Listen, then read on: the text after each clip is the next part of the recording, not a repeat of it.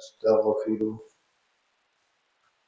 ونعوذ بالله من شرور أنفسنا ومن سيئات أعمالنا من يهده الله فلا مضل له ومن يضلله فلا هادي له ونشهد أن لا إله إلا الله وحده لا شريك له أما بعد فأعوذ بالله من الشيطان الرجيم بسم الله الرحمن الرحيم اليوم أكملت لكم دينكم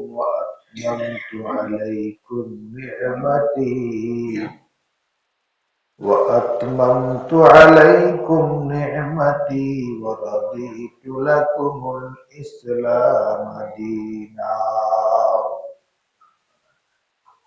وقال تعالى كنتم خير أمة أخرجت للناس تأمرون بالمعروف وتنهون عن المنكر صدق الله العظيم قال رسول الله صلى الله عليه وسلم بلغوا عني ولو آية أو كما قال عليه الصلاة والسلام فليبلغ الشاهد الغائب أو كما قال عليه الصلاة والسلام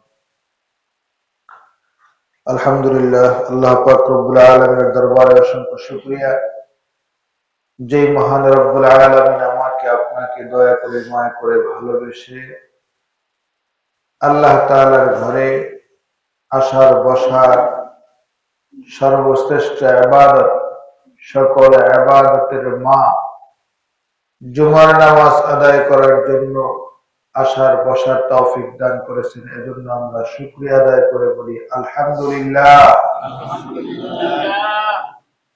আল্লাহ পাক রব্বুল আলামিন আদম আলাইহিস সালাতু ওয়াস সালাম থেকে নিয়ে আখেরি নবী মুহাম্মদুর রাসূলুল্লাহ সাল্লাল্লাহু আলাইহি ওয়াসাল্লাম পর্যন্ত যত নবী রাসূল পাঠিয়েছেন প্রত্যেক নবী রাসূলের উপর একটাই দায়িত্ব আপনাকে আমি মনোনীত করেছি আপনাকে আমি কোরআন কিতাব দিয়েছি আপনি এই কিতাবের প্রচার করেন মানুষকে আল্লাহমুখী করেন তাদেরকে সতর্ক করেন তারা যেন জাহান্নামী না হয় সেই লক্ষ্যে আদম আলাইহিস সালাতু ওয়াস সালাম দাওয়াতে তাবলীগের কাজ করেছে তাবলীগ শব্দটি একটা ব্যাপক অর্থবোধক শব্দ তাবলীগ শব্দের অর্থ হচ্ছে প্রচার করা তাবলীগ শব্দের অর্থ কি প্রচার করা দাওয়াতে তাবলীগ এর অর্থ মানুষকে প্রচারের জন্য দাওয়াত দেওয়া আমাদের নবী করিম সাল্লাল্লাহু আলাইহি ওয়াসাল্লাম পর্যন্ত মোট নবী রাসূলের সংখ্যা কত 100 লক্ষ মতান্তরে কম বেশি এরপরে বিদায় হজের ভাষণেও লক্ষাধিক সাহাবীদের সামনে আমাদের নবী করিম সাল্লাল্লাহু আলাইহি ওয়াসাল্লাম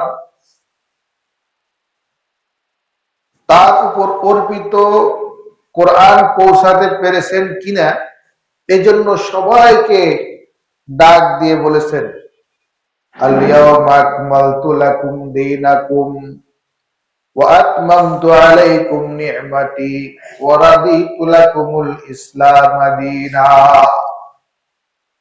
আল-ইয়াওমা আকমালতু লাকুম দীনাকুম, আজকে আমি তোমাদের নিকট তোমাদের ধর্মকে পরিপূর্ণ করে দিলাম। ওয়া আতমামতু আলাইকুম নি'মাতি, এবং আমার নিয়ামতকে তোমাদের জন্য পরিপূর্ণ করে দিলাম। ওয়া রাদিতু লাকুমুল ইসলাম দীনা, এবং ইসলামকে পূর্ণাঙ্গ জীবন ব্যবস্থা হিসাবে, ধর্ম হিসাবে আমি সন্তুষ্ট চিত্তে মেনে নিলাম। নবী আলাইহিস সালাতু ওয়াস সালাম নিজের জন্ম থেকে 40 বছর পর্যন্ত শুধুমাত্র আদর্শের প্রচার করেছেন, নিজে আদর্শের উপর থেকেছেন, অন্যকে দাওয়াত দেন নাই, কিন্তু নিজেকে একদম উৎকৃষ্ট একটা জায়গায় রেখেছেন, যেটা দেখে মানুষ স্বাভাবিকভাবেই নবীকে সর্ববিশ্বাসী আল আমিন উপাধি দিয়েছে। সুবহানাল্লাহ। 40 বছর বয়সের পর থেকে যখন কোরআন পেলেন, জিবরাইল আলাইহিস সালাতু ওয়াস সালাম দীর্ঘ 23 বছর এই কোরআনুল কারীমকে নবী আলাইহিস সালাতু ওয়াস সালামের উপর কখনো এক আয়াত, কখনো 2 আয়াত, কখনো এক সূরা, কখনো একাধিক সূরা হিসাবে বিভিন্ন ঘটনার প্রেক্ষাপটে এই কোরআনকে নাজিল করেছেন। বিদায় হজের ভাষণে আল্লাহ পাক রব্বুল আলামিন এই কোরআনের পূর্ণতা প্রকাশ করেছেন, এবং নবী আলাইহিস সালাতু ওয়াস সালাম সাহাবায়ে কেরামদেরকেও নিজের আপ্রাণ চেষ্টা করে বুঝিয়েছেন যে আমার উপর যে অর্পিত দায়িত্ব কোরআন আল্লাহ পাক দিয়েছেন, এই কোরআন আমি তোমাদের মাঝে পৌঁছে দিয়েছি, তোমরা তা বুঝে পেয়েছো কিনা। সাহাবায়ে কেরাম রাদিয়াল্লাহু তাআলা আনহুম আজমাইন বললেন, জি, আমরা এই কোরআন আপনার থেকে যেইভাবে যতটুকু পাওয়া দরকার আমরা পেয়েছি। এরপর আল্লাহর নবী আসমানের দিকে হাত উঠাইয়া বললেন, আল্লাহুম্মা শাহাদ, হে আল্লাহ আপনি সাক্ষী থাকুন, আমার উপর অর্পিত দায়িত্ব আমি সঠিকভাবে, যথাযথভাবে, আমি সর্বাত্মকভাবে আমি পৌঁছিয়েছি। আল্লাহুম্মা শাহাদ, হে আল্লাহ আপনি সাক্ষী থাকুন। তো নবীজির বিদায়ের প্রাক্কাল, বিদায়ের দিকে কোরআন নাজিল হওয়া শেষ। এখন নবীর পরে কি পৃথিবীতে কোরআনের আইন চালু থাকবে না? এই কোরআনের আদর্শ কি থাকবে না? নবী আলাইহিস সালাতু ওয়াস সালাম বললেন, উপস্থিত সাহাবায়ে কেরামদেরকে উদ্দেশ্য করে বললেন, ফালিয়ুবাল্লিগ আশ-শাহিদুল গায়বা, তোমরা যারা উপস্থিত আছো এই কোরআনকে তোমরা অনুপস্থিত যারা রয়েছে তাদের নিকট তোমরা পৌঁছে। যারা উপস্থিত আছে তাদের উপর দায়িত্ব, যারা অনুপস্থিত আসতে পারে নাই তাদের নিকট এই কোরআনকে তোমরা পৌঁছে। নবী করিম সাল্লাল্লাহু আলাইহি ওয়াসাল্লাম বলে, বাল্লিগু আন্নী ওয়ালাউ আয়া, বাল্লিগু আন্নী ওয়ালাউ আয়া, আমি নবীর থেকে তোমরা যদি একটা মাত্র আয়াত, একটা মাত্র বাক্য, একটা মাত্র নসিহত, একটা মাত্র উপদেশ যদি কারো কাছে পৌঁছে থাকে, বাল্লিগু আন্নী ওয়ালাউ আয়া, তোমরা ওই একটা উপদেশ তোমাদের কাছে জমা না রেখে তোমরা আরেক ভাইয়ের কাছে তা পৌঁছে দাও। অর্থাৎ ইসলামে গোপন কিছু নাই, যেটা নবীজি একদম গোপন রেখে গেছে আর কাউকে প্রকাশ করতে দিবেন, এমনটা ভুয়া কথা। অনেকে যারা বলে 90,000 কালাম, 60,000 বাতিনি, 30,000 জাহেরি, 30 পারা কোরআন জাহেরি, আরো 60 পারা আছে বাতিনি, এসব কথার কোনো ভিত্তি আজও পর্যন্ত পাইনি। যারা বলে বাতিনি আছে, বলে বাতিনি আছে, তাহলে আপনি জানলেন কেমনে যে আছে? থাকলে তো কারো না কারো দেখতে হবে। দেখছে কে? সেই লোকটারে ডাক দেন, আমরা তো অবক মানুষ, আমরা জানি না, তবে আছে। তবে আছে কোথায়? নবী তো কোনো কিছু গায়েব রাখে নাই। আমাদের নবী একজন মানুষের জন্ম থেকে মৃত্যু পর্যন্ত সে সঠিক কোন পদ্ধতিতে চলবে সবকিছু পুঙ্খানুপুঙ্খানু শিখিয়ে গেছে, কোনো কিছু তো বাদ রাখে নাই। এবং নবীজি বলে গেছেন, আমার থেকে তোমরা একটা নিদর্শন পেলে তাও তোমরা অপর ভাইয়ের কাছে পৌঁছে। নবী আলাইহিস সালাতু ওয়াস সালাম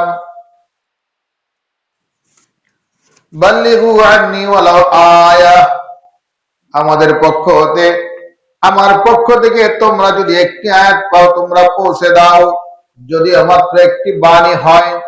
নবীজির এই কথাকে বুকে ধারণ করে উপস্থিত সাহাবায়ে কেরাম সারা দুনিয়ার প্রত্যেকটা দেশে দেশে প্রান্তে প্রান্তে পৌঁছে গিয়েছে দ্বীনের দাওয়াত নিয়ে। সাহাবায়ে কেরাম রাদিয়াল্লাহু তাআলা আনহু ইসলাম প্রচারের জন্য সুদূর মক্কায় বসে থাকে নাই।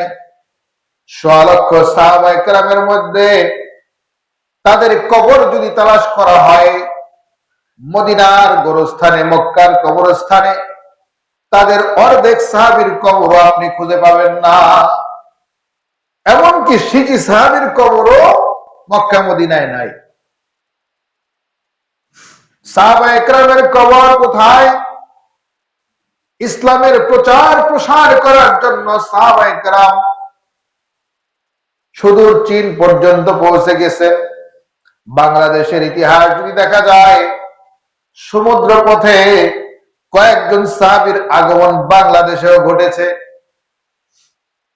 বাংলাদেশেও কয়েকজন সাহাবীর আগমন ঘটেছে, ইতিহাস পাওয়া যায় সেটা চট্টগ্রাম। কারণ এই রাস্তা দিয়েই নৌপথে সাহাবায়ে কেরাম চলে গেছে, কয়েকজন সাহাবীর আগমন ঘটেছে। সাহাবায়ে কেরাম ইসলাম প্রচারের জন্য সারা দুনিয়ার আনাচে কানাচে ছড়িয়ে ছিটিয়ে আছেন।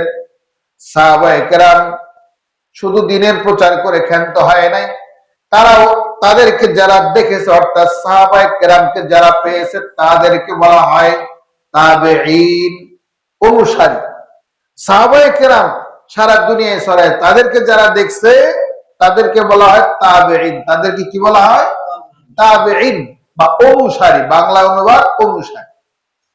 সাহাবায়ে কেরাম অনুসারীদেরকে বলে গিয়েছে, আমাদের আয়ুষ্কাল শেষ, আমাদের হায়াত শেষ, কিন্তু আমাদের নবীর রেখে যাওয়া এই কোরআন উম্মতের মধ্যে কিয়ামত পর্যন্ত পৌঁছাইতে হবে।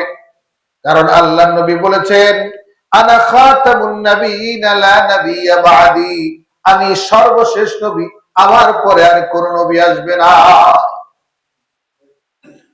কিয়ামত পর্যন্ত আর কোন নবী কিতাব নিয়ে, কোরআন নিয়ে, অন্য কোন গ্রন্থ নিয়ে আসবে না। নবী দুই একজন আসবে, যেমন ঈসা আলাইহিস সালাম আবার আসবেন, কিন্তু নবী হিসাবে নয়, তিনি আসবেন আখিরি পয়গম্বরের উম্মত হিসাবে।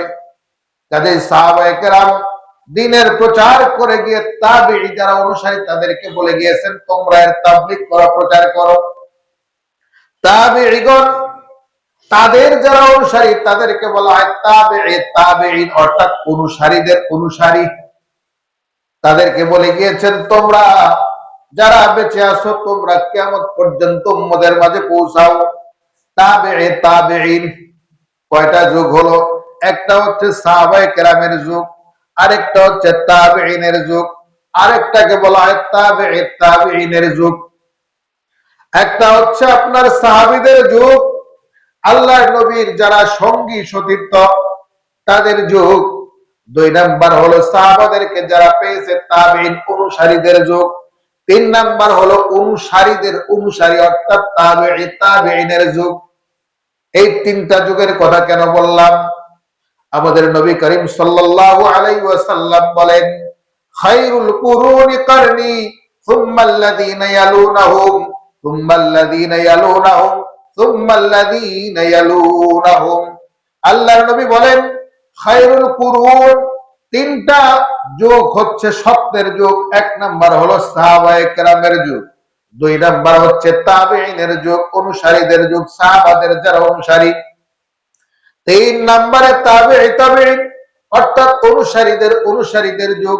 খায়রুল কুরুনি কারনি সুম্মাল্লাযীনা ইয়ালুনাহুম সুম্মাল্লাযীনা ইয়ালুনাহুম সুম্মাল্লাযীনা ইয়ালুনাহুম, তিনটা যুগ হলে সত্যের যুগ, এরপরেই শুধু মিথ্যা প্রকাশ পাবে। আমরা যে কোরআন পেয়েছি, আমরা যে হাদিস পেয়েছি, আমরা এই তিন যুগের মাধ্যমে পেয়েছি। কিভাবে পেয়েছি আপনাদেরকে যদি বলি, আমাদের যিনি ইমাম, চারটা মাযহাব, অর্থাৎ বড় বড় চারটা মাযহাব, শাফিঈ, মালিকি, হাম্বলি, হানাফি, এই চারটা মাযহাব, চার মাযহাবের মধ্যে আমাদের মাযহাবের ইমামের নাম হচ্ছে নু'মান ইবনে সাবিত, তার মেয়ের নাম ছিল হানিফা। আরবিতে আবুন শব্দের অর্থ বাপ, আবু হানিফা অর্থাৎ হানিফার বাপ। এখনো যাদের সংসারে বড় ছেলে হয়, বড় মেয়ে হয়, তাদের বাবাকে অনেক সময় অমুক নাম ধরে ডাকে, অমুকের বাপ বলে না? অমুকের বাপ কোথায়? আবু হানিফা। আবু হানিফা তার আসল নাম হলো নু'মান ইবনে সাবিত, তার বাবার নাম সাবিত, তার নাম হলো নু'মান। আবু হানিফা, হানিফা তার মেয়ের নাম, মেয়ের নামের সাথে উপাধি যুক্ত করে আবু হানিফা, হানিফার বাপ। এখান থেকে আবু হানিফা। আবু হানিফা ইমামে আজম রাহমাতুল্লাহি আলাইহি, তিনি সাহাবায়ে কেরামের মধ্য থেকে কয়েকজন সাহাবীকে দেখেছেন যাদের সহচর্য পেয়েছেন, নবীকে পায় নাই। সাহাবীদের মধ্যে কয়েকজন সাহাবী পেয়েছেন, বর্ণনা পাওয়া যায়। সেই হিসাবে ইমাম আবু হানিফা রাহমাতুল্লাহি আলাইহি উনি হচ্ছেন তাবেঈ। উনি হচ্ছেন তাবেঈ, অর্থাৎ সাহাবাদের অনুসারী। তাহলে সত্যের যুগের মধ্যে দ্বিতীয় ধাপ হলো তাবেঈ। আমাদের ইমাম আবু হানিফা রাহমাতুল্লাহি আলাইহি তাবেঈ। এবার আবু হানিফা রাহমাতুল্লাহি আলাইহি তাবেঈ, কিন্তু তিনি যুগশ্রেষ্ঠ আলেম ছিলেন কিনা তৎকালীন যুগের মধ্যে? যুগশ্রেষ্ঠ আলেম যে কয়জন ছিলেন তার মধ্যে ইমাম আবু হানিফা রাহমাতুল্লাহি আলাইহি শ্রেষ্ঠ। কোরআন হাদিসের মধ্যে সবচেয়ে বেশি অভিজ্ঞ। আরো যারা ইমাম রয়েছে, অনেক ইমাম ইমাম আবু হানিফা রাহমাতুল্লাহি আলাইহির ছাত্র। যেমন ইমাম আবু ইউসুফ রাহমাতুল্লাহি আলাইহি, উনি ইমাম আবু হানিফা রাহমাতুল্লাহি আলাইহির ছাত্র। তো ইমাম আবু হানিফাকে আমরা কেন মানবো? কোরআন থেকে ডাইরেক্ট কেন মানবো না, আবু হানিফার মাধ্যমে কেন মানবো? তার কারণ হলো কোরআন থেকে সরাসরি নেওয়ার মতো যোগ্যতা আমাদের লক্ষ লক্ষ মানুষের মধ্যে সকলের নাই। আছে? কোরআন থেকে একটা মাসআলা বের করার ক্ষমতা সবার নাই। এখন যদি আমরা যে কয়জন উপস্থিত আছি, যদি আমরা বলি যে সকলেই তো আমরা নামাজ পড়ি, রোজা রাখি, আচ্ছা ওযু করি, নামাজ পড়ি, ওযু এবং নামাজ সম্পর্কে একটা মাসআলা কোরআন থেকে বের করেন, কেউ পারবেন? সব বাদ, ওযু আর নামাজ তো সবসময়। কোরআন থেকে আপনি এত পণ্ডিত, আপনি একটা মাসআলা বের করেন তো দেখি, পারেন কিনা? লক্ষ লক্ষ মাসআলা। আমার মনে হয় একটা মাসআলা বের করার মতো যোগ্যতা আমাদের এখানে মনে হয় কারো নাই। নাকি ভুল বললাম? থাকলে হাত জাগান, আমি কথা উল্টাবো। আমার মনে হয় নাই। তাহলে এই কোরআন থেকে একটা মাসআলা বের করার মতো যোগ্যতা আমরা যারা মানি, আমাদের একজনেরও নাই। তাহলে এই কোরআনকে সরাসরি মানার কোনো কায়দা আছে আমাদের? উস্তাদ মানতে হবে, তার মাধ্যমে আসতে হবে। এই জন্য ইমাম আবু হানিফা রাহমাতুল্লাহি আলাইহি উম্মত যাতে সহজভাবে আমল করতে পারে, এই জন্য তৎকালীন যুগের 40 জন বড় বড় আলেমদেরকে নিয়ে একটা বোর্ড গঠন করলেন, কমিটি গঠন করলেন। কমিটি গঠন করার পর বললেন, আল্লাহ পাক রব্বুল আলামিন বলেছেন তোমরা ওযু করো, পবিত্র হও। ওযু কিভাবে করব? ওযুর মাসআলা বের করো। উলামায়ে কেরাম সিদ্ধান্ত নিয়ে কোরআন থেকে মাসআলা বের করলেন। যে ওযুর মধ্যে আপনার আছে ইয়া আইয়ুহাল্লাযীনা, ওযুর কথা কোরআনের মধ্যে আছে। এই ফাগসিলু ওয়ুজুহাকুম ওয়া আইদিয়াকুম ইলাল মারাফিক, অর্থাৎ তোমরা যখন ফাগসিলু ওয়ুজুহাকুম, ওযু পবিত্রতা কিভাবে অর্জন করবা? তোমরা তোমাদের চেহারা ধৌত করো। ফাগসিলু ওয়ুজুহাকুম ওয়া আইদিয়াকুম, এবং তোমাদের হাত ধৌত করো। ওয়াল মারাফিক, এবং টাকনু পর্যন্ত তোমাদের পা ধৌত করো। আমসাহু বিরুসিকুম, এবং তোমাদের মাথা মাসে করো। কোরআন শরীফের মধ্যে আছে। কিন্তু এই যে চারটা ওযুর ফরজ, এখন বললাম, এখন হয়তো অনেকেই পারবে, কিন্তু না বললে এই 4টা ওযুর ফরজ কোরআন থেকে বলার মতো আমাদের ক্যাপাসিটি ছিল না। ইমাম আবু হানিফা রাহমাতুল্লাহ আলাইহি কোরআন থেকে মাসআলা বের করে বললেন, এটা নোট করো, ওযুর ফরজ 4টি। তখন আমরা পাই সমস্ত মুখ ধোয়া, 2 হাতের কুনুই সহ ধোয়া, এরকম ভাবে 2 পায়ের টাকনু সহ ধোয়া, মাথার 4 ভাগের 1 ভাগ মাসে করা। এরপরে কোরআন শরীফের মধ্যে নামাজের কথা আসছে। নামাজ আপনি কখন পড়বেন, কখন পড়বেন না, এই কথা 5 ওয়াক্ত নামাজ কোরআন থেকে বের করেন, পারবেন? 5 ওয়াক্ত নামাজ কোন আয়াত দ্বারা আপনি আজকে জুমার নামাজ পড়তেছেন, বের করার মতো যোগ্যতা আমাদের কয়জনের আছে? ফজরের নামাজ পড়তেছেন, আপনি কোরআন শরীফে কোন আয়াতে আপনাকে নির্দেশ দিয়েছে ফজর পড়ে? এখানেও কিন্তু ক্লিয়ার ভাবে ধরার মতো যোগ্যতা আমাদের নাই। এজন্য ইমাম আবু হানিফা রাহমাতুল্লাহ আলাইহি বোর্ড গঠন করে উনি নামাজের মাসালা বের করেছেন।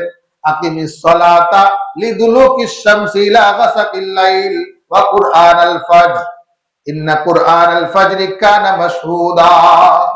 আল্লাহ পাক রব্বুল আলামিন বলেন, আকিমিস সালাতা, তোমরা নামাজ কায়েম করো, লিদুলুকিশ শামসি, সূর্য উদিত হওয়ার সময়, সূর্য ডোবার সময়, সূর্য উদিত হওয়ার এবং সূর্য ডোবা, ইলা গাসাকিল লাইল, এবং রাতের যখন একটু অন্ধকার হয়ে আসে। এবার এই জিনিসগুলাকে মাসআলা হিসেবে বের করে আমাদের জন্য সহজ করে দিয়েছেন আল্লাহ পাক রব্বুল আলামিন। 5 ওয়াক্ত নামাজ পড়তে বলেছেন। সকালেরটার নাম ফজর, দুপুরেরটার নাম যোহর, আসরেরটার নাম আসর, মাগরিব, এশা। নামকরণ কিভাবে হলো, এই সমস্ত ব্যাখ্যা বিশ্লেষণ করেছেন ইমাম আবু হানিফা রাহমাতুল্লাহ আলাইহি। অর্থাৎ এক কথায় যদি আমরা বলি, আল্লাহ পাক রব্বুল আলামিন বলছেন তোমরা খানা খাও, খানা খাওয়ার জন্য তোমরা ধান চাষ করো। কিন্তু ধান চাষ করলে শুধু ধান তো আর খাওয়া যায় না, ধান থেকে চাউল বের করতে হয়। চাউল বের করার পরে নানান ধরনের নকশি পিঠা বানায়, নানান ধরনের পিঠা বানায়, পায়েস বানায়, জাউ বানায়, বিভিন্ন কিছু বানায়। তেমনি ভাবে আল্লাহ পাক রব্বুল আলামিন আমাদেরকে কোরআন দিয়েছেন। এই কোরআনের বাণীকে আমাদের জন্য বিধান সহজ করার জন্য ইমাম আবু হানিফা রাহমাতুল্লাহ আলাইহি একটা জীবন ব্যবস্থার পূর্ণাঙ্গ রূপরেখা একে একে করে বলে দিয়েছেন। এটার নাম হলো মাযহাব, আমাদের জন্য সহজ। এর মানে ইমাম আবু হানিফাকে মানতে বলা হয় নাই, মানি মূলত কোরআন, কিন্তু আবু হানিফা যেহেতু বের করে দিয়েছেন এই জন্য নামটা তার, নামটা তার। অনেকেই বলে যে আল্লাহ বলছে কোরআন মানতে, তোমরা আবু হানিফাকে কেন মানো? তোমরা তো শিরিক করতেছ। আমরা কি আবু হানিফাকে মানি? না, ইমাম আবু হানিফা আমাদের জন্য ভাগ ভাগ করে সুবিধা করে দিয়েছেন, তা আমরা তার মাধ্যমে পেয়েছি, এটা তো আমরা অস্বীকার করতে পারি।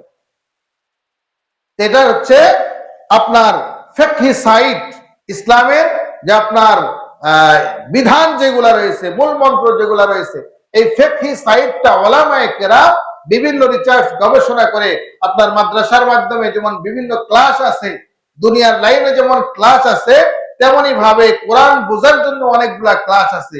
যে ক্লাসের নাম হলো উর্দু খানা, ফার্সি, মিজান, নাহবে মির, তারপরে আপনার হেদায়েতুন নাহু, কাফিয়া, শরহে জামি, শরহে বেকায়া, হেদায়া, আউয়ালাইন, আখিরাইন, মেশকা, দাওরা।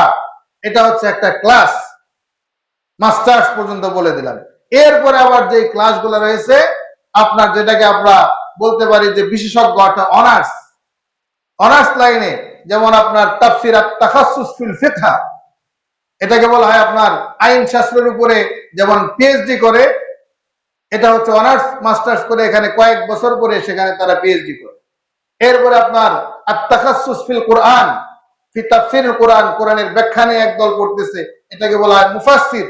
আর আরেক দল পড়তেছে আত-তাখাসসুস ফি উলুমিল হাদিস, হাদিস নিয়ে তারা পড়তেছে। এরপরে আপনার পড়তেছে আত-তাখাসসুস ফি উলুমিল ইকতিসাদ, এটাকে আবার ভাগ করে ইসলামিক অর্থনীতির উপর পড়াশোনা আছে, অর্থ ব্যবস্থার উপরে। এবার বিভিন্ন সেকশনে উলামায়ে কেরাম দ্বীনের দাওয়াত প্রচার করতেছে। এখন এই যে দ্বীনের দাওয়াত প্রচার করতেছে, তো সাধারণ পাবলিক যারা মাদ্রাসায় পড়ে নাই তারা কিভাবে পড়বে? তাদের জন্য একটা সিলসিলা আপনার চালু করা হয়েছে, সেটা হচ্ছে মাওলানা ইলিয়াস রহমাতুল্লাহ আলাইহি। উনার মনের মধ্যে ব্যথা, যে আমরা যে ওযুর ফরজ ছাত্রদেরকে শিখাই, সাধারণ পাবলিকেরও তো নামাজের দরকার আছে, তাদেরকে কে শিখাবে? তাদেরকে শেখানোর জন্য উনি এই দাওয়াত তাবলীগ অর্থাৎ মানুষের কাছে গিয়ে বুঝিয়ে তার সময়টাকে বের করে এনে মসজিদের মধ্যে রেখে তাকে নামাজ শেখানো হচ্ছে, কোরআন শেখানো হচ্ছে, হাদিস শেখানো হচ্ছে। বলে মসজিদে কেন? মসজিদে এজন্যই, অর্থাৎ ইমাম মাওলানা ইলিয়াস রহমাতুল্লাহ আলাই উনি সর্বপ্রথম এক কৃষকের কাছে গেলেন। কৃষক হাল চাষ করতেছে, বললেন যে ভাই আপনি তো মুসলমান, আপনি কি কালেমা পারেন? বলে না আমি পারি না। আপনি কালেমা বলেন, 5 মিনিট সময় দেন। এবার ওনাকে পড়াইতেছে কালেমা লা ইলাহা ইল্লাল্লাহু মুহাম্মাদুর রাসূলুল্লাহ। উনি 5 মিনিট পড়ার পরে কয় আমার কাজ বাদ দিয়ে এগুলা শিখলে চলবে, তুমি যাও। তো কৃষকের কাছে কালেমার তো দাম নাই, তুমি যাও। এরপর আরেক কৃষকের কাছে গেছে, তো উনিও পাত্তা দেয় নাই। আরেক কৃষক তো ওই হাইলা কি বলে ওটা, পাজুন দিয়া, লরি দিয়া, লাঠি দিয়া বাড়ি মারছে। এখন ওনার মধ্যে ব্যথা যে হায় হায় আমরা দিন শিখলাম, এই পাবলিক গুলার কি অবস্থা হবে, এরা কি জাহান্নামে যাবে না শিখা? তো উনি আবার ধনী মানুষ ছিলেন, বললো যে সিস্টেম চেঞ্জ করতে হবে। মানুষের কাছে এভাবে গেলে মানুষ কোরআন এগুলা বুঝবে না, বুঝতে চেষ্টাও করবে না। তাহলে কি করা যায়? উনি 8-10 জনকে কামলা নিলেন,